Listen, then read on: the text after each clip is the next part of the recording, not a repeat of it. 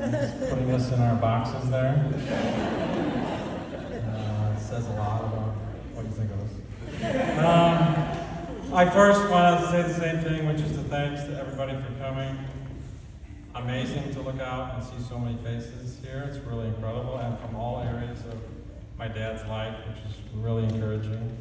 It's really a testament to his personality and how he touched other people throughout his life that we're all here together, celebrating his life.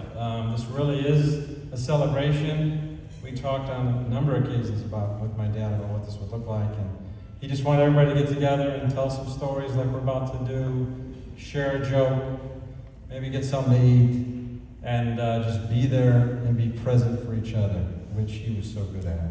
So that's what we're going to try to do today. I think we've already started doing that, so congratulations, it's a job well done. My dad and I talked a lot at the end there about these memories that are burned into your brain, right? That you just never forget your whole life. And the cool thing he would talk about those memories is that while they're happening, sometimes you're so aware of the fact of how special that experience is, right? And you know in the moment that that's going to be a memory that you're going to have the rest of your life.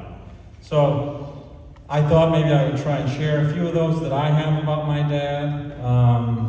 I am wearing the wedding attire. So this was one of his memories, I'm sure. As it happened, he knew he would never forget it the rest of his life.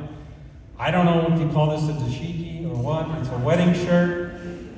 My theory is that he wore this because he knew that if he wore this, everyone at the wedding would be able to say, well, at least I was better dressed than the groom.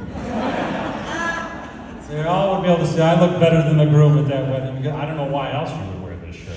Right? Come on, look at this thing.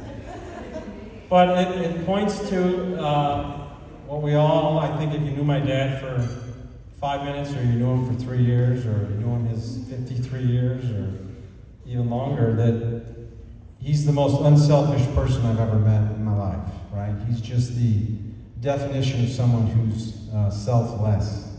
And so I think some of these stories will maybe illustrate that. So let me get on to the good stuff.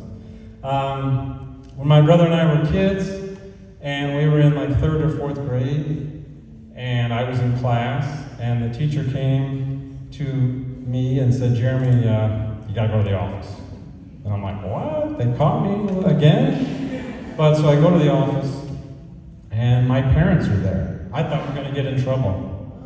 But they're my parents, and they're like, we gotta go, we're going somewhere. So we got in the car, and we started driving, and we're driving, and my brother, I'm like, we don't know where we're going.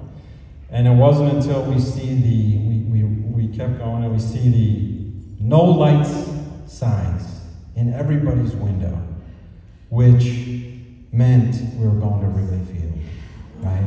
Because back then, Wrigley didn't have any lights. They were all day games. You couldn't go to a night game. There were no night games. And the community, of course, didn't want lights. They were all against lights. But my brother and I knew then that we were going to see the Cubs at Wrigley. And my parents would do things like that. They pulled us out of school and took us to Wrigley, and we got to watch the Cubs. And my dad, as most of you know, lifelong Cardinals fan, right? So he's taken us to see his hated rival, the Cubs, and of course his wife, my mom, was a lifelong Cubs fan, right? So maybe that had something to do with it. But I think that's just an example of kind of how the guy he was. He was like, he knew he would enjoy that experience. There's another story about, not all of you might know this, that my dad almost died years ago, way before he had lung cancer, way before he had prostate cancer, and that's when he almost died at the bottom of the Grand Canyon. Every summer, you know, my parents were in education, so we would take trips, long road trips, which were always amazing. And we decided we were going to hike down to the bottom of the Grand Canyon, or pretty far out, right? And the real good idea when you're going to hike the Grand Canyon is to get up at 3 in the morning and go watch the sun rise, right? Which makes perfect sense. So of course we did that. The first thing we did is get up at like 3:30 or 4 and go watch the sunrise, and then we hiked all the way 4.5 miles out to the Grand Canyon, the bottom of this, used to be called Indian Gardens at the bottom there. And then it was time to eat. And for some reason, we brought terrible food, right? So we had a few things of string cheese, a few like beef sticks, a little bit of trail mix, but then most of the food my dad bought was canned food. And the last 2 miles of our hike, it was 108 degrees, right? So we get there, it's time to eat. He gives us the string cheese, he gives us the beef sticks, we're fine. My mom ate the trail mix, but my dad was left with the canned food. Totally inedible, basically. It had basically boiled in the cans, right? It was like sausages and whatever, ham.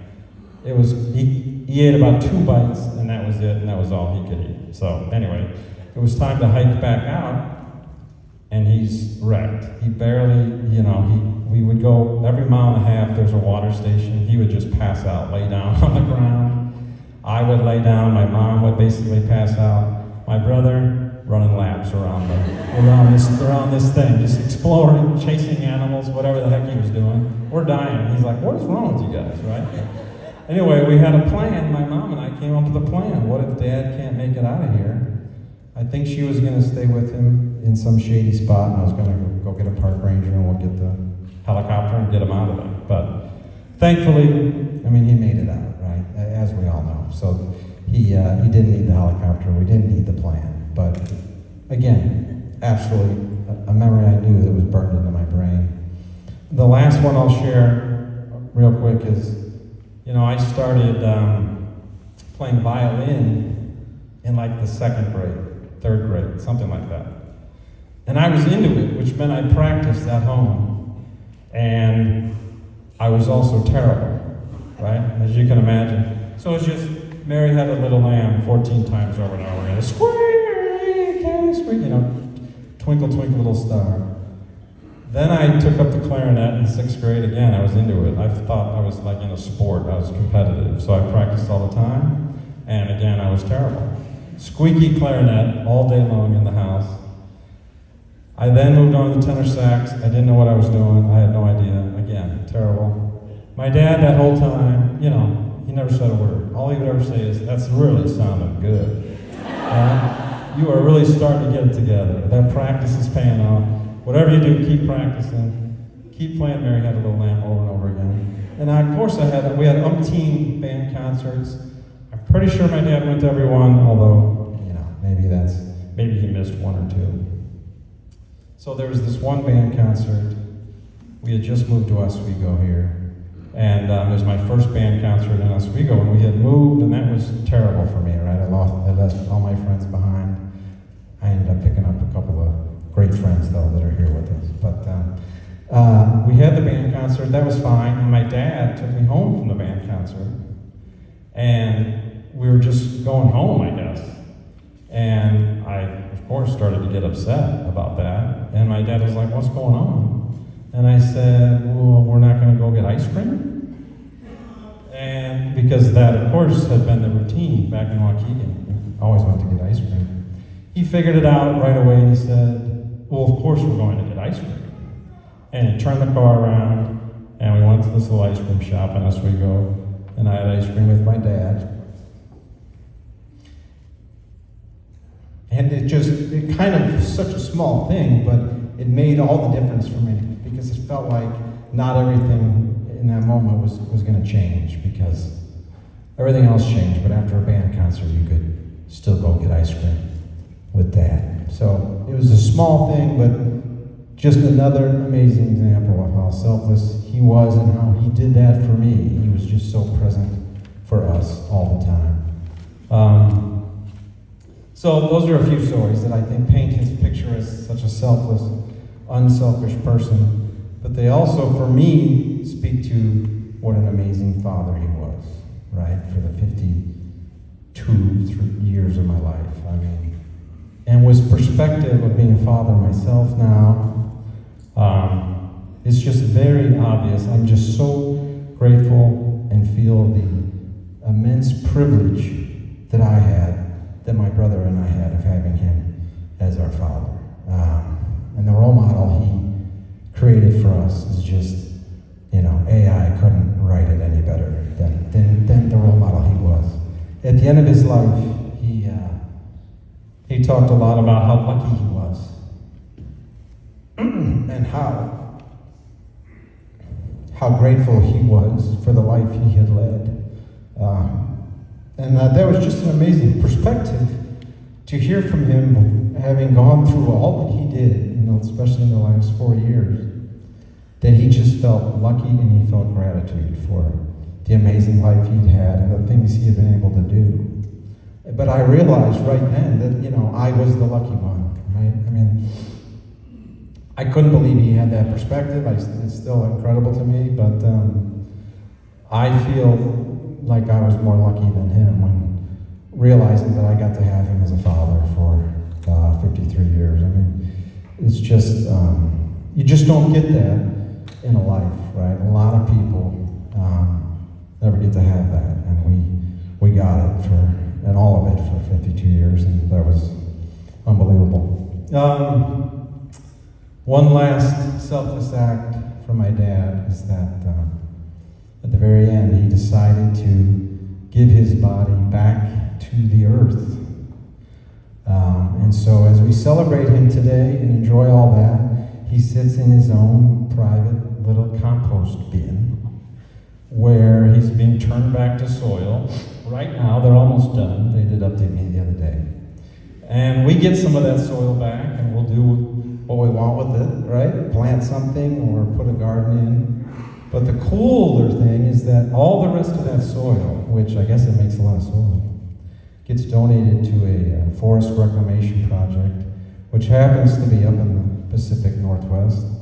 So, what I wanted to say is if you're up by Olympic National Park, near there, anytime in the next several years, let me know, because I can give you the location, or if you choose to, you can go and visit my dad once again in his new role. His starring role is a tree in that new forest. He finally got to the point where he became a tree. So, anyway, thanks so much for coming. I really appreciate it. We're going to open this up for everyone here in a minute.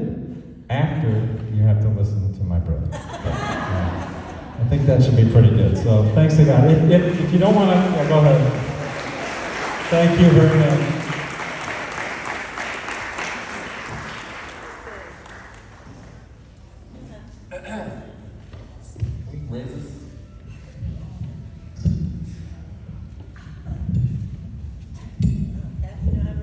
No. Figured it out. He kind of looks like a tree, doesn't he? A little bit, maybe. And don't be surprised if some of you get cucumbers that look like my dad for Christmas. If I get some of this dirt. We'll see what we do with it, but I tried to squeeze into my mom's wedding dress to complete the theme, but it really didn't accentuate my hips, so I apologize if you don't get to see that. Anybody that knows me well knows I wrote this speech about 80 minutes ago, so I'm going to have to refer to my notes a little bit, but I've really been writing kind of for 4 years when my dad got diagnosed, and had a time to think about all the things that I wanted to say, and we'll see if I did. So, it's great to have everybody here, and to see kind of what a joyous effect my dad had on everybody of all walks. Unfortunately, there's some people that preceded him that couldn't be here today, but it's really been fun for me to go around and talk to family, friends, lifelong friends, new friends, and even our friends, my brother and I's friends that came here that were, indirectly touched by my father through us, and then to have, our kids here too, where that, hopefully his generosity and patience skips a generation, because Jared and I didn't get much of it, but these guys seem to have, so. But, the relationship between Jared and my dad and me and my dad is a little different, obviously. He was there literally from the beginning for me. And so I've got a story just about every day of my life about my dad, and it was really hard to cull that down to anything to just use as a few anecdotes like my brother. So I didn't, so we should get started.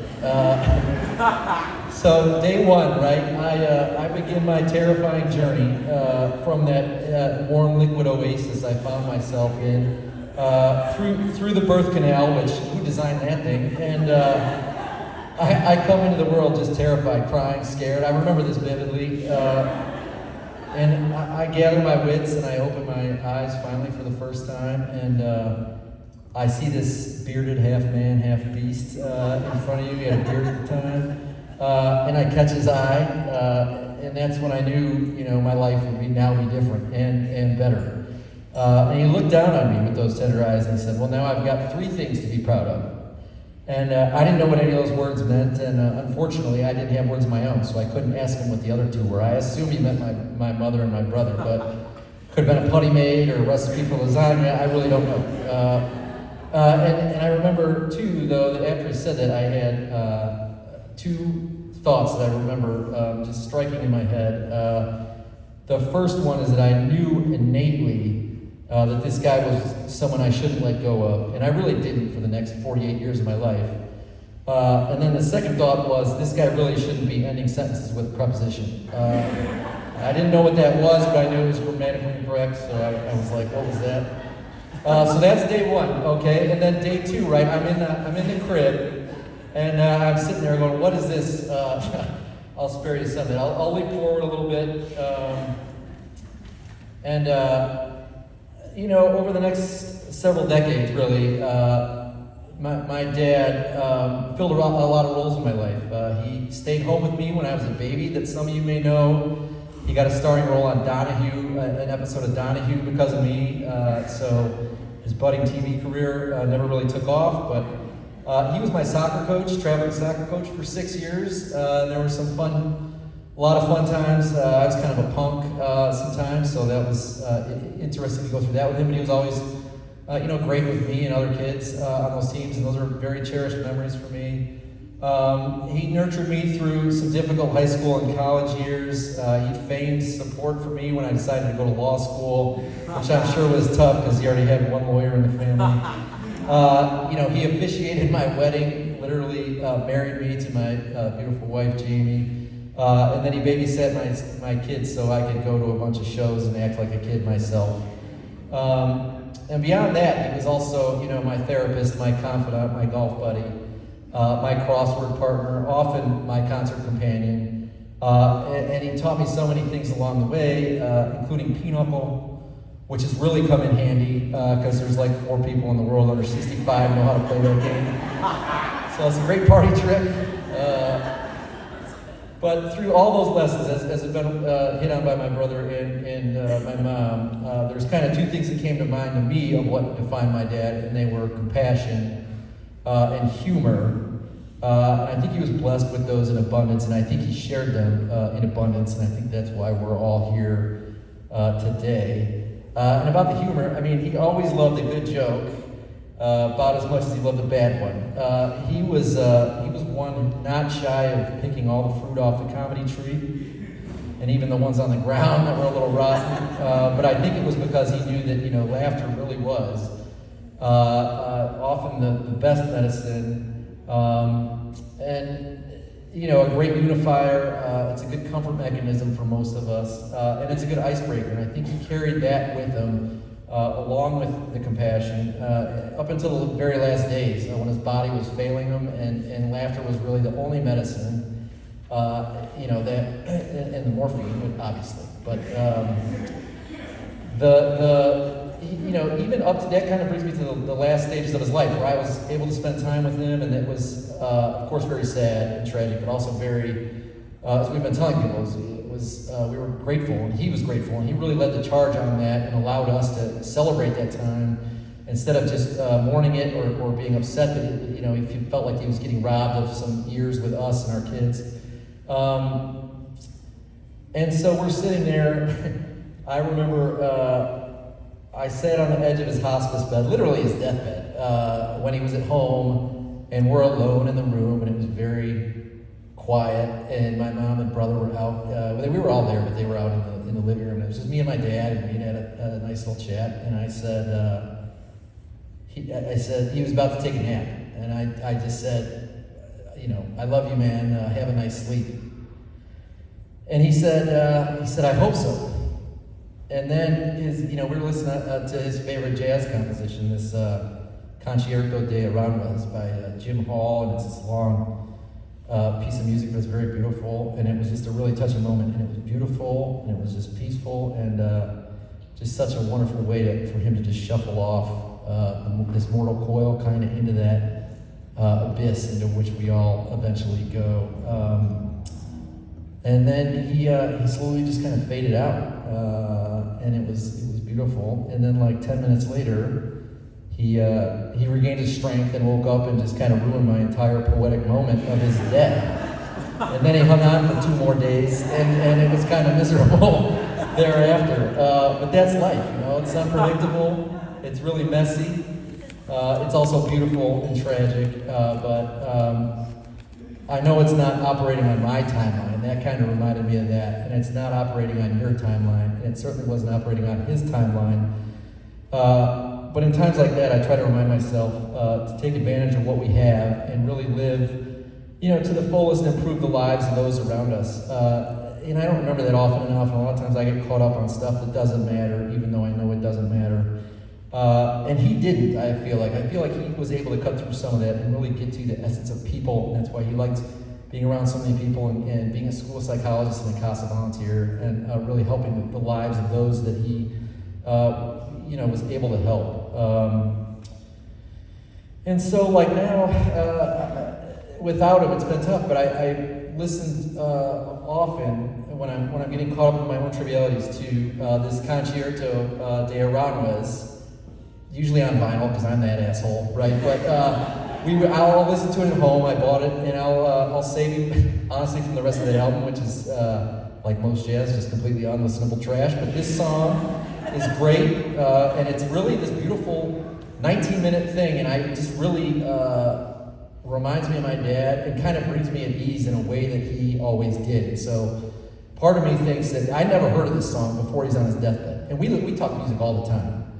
And so it's almost like he's choosing his own replacement for me with this thing. And so I listen to it a lot, almost daily, and it really gives me this peace and comfort. And I think that he had the ability to do that even from beyond, to say, you're going to be able to find this even though I'm not here to enjoy it with you. And so lastly, I'll just say, near the end, he shared with me some ruminations on his evolution personally, on spirituality and religion, which came and went in a lot of different ways.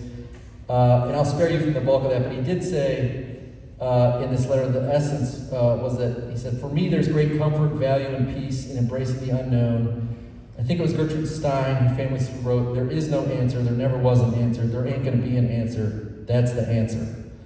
And I think he came to understand that there's virtue and value in being altruistic in this life, and not just to improve our odds of getting to our fantasized ideals of the next one. And he lived that really to the fullest, I think. And the way I kind of phrase that is that, you can tell in this room that he was well loved, but really only because he loved well, and really shared all of that before he expected or got it in return. And if this is his lasting legacy here, along with a bunch of crappy puns and some questionable marriage garb, then I think it was a life well lived, and I hope and think that he would agree. So with that, I think we will open it up to anybody who might want to talk, or we can mingle around and just kind of have an open thing. Let's make it celebratory and have fun, and I'm glad everybody was able to be here. So thank you.